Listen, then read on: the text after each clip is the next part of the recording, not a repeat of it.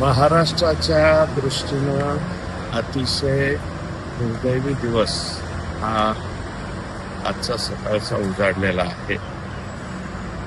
स्वभावाने जरी आमचा दादा फटकळ होता, परंतु मनाने मात्र त्याचे कित्येक पटीनं निर्मळ होते.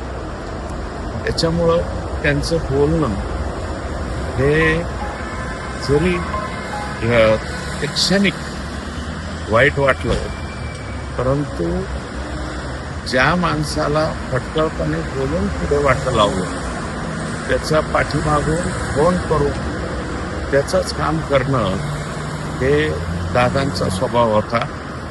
आम्ही अतिशय दादांच्या जवळ राहिलो, अत्यंत जवळून दादांना आम्ही ओळखलं. परंतु दुर्दैवाने असं काही होईल हे स्वप्नात सुद्धा पाहिलेलं नव्हतं. कामाच्या बाबतीतही दादा आणि सगळ्याच बाबतीमध्ये दादा असणारा हा माणूस आज या ठिकाणी आमच्यातनं गेलाय. हे अतिशय दुर्दैवी घटना या ठिकाणी घडलेली आहे. मी कोणत्या शब्दामध्ये बोलावं हे काही कळेना. मी भावपूर्ण श्रद्धांजली या ठिकाणी अर्पण करतो. याच्या पलीकडे बोल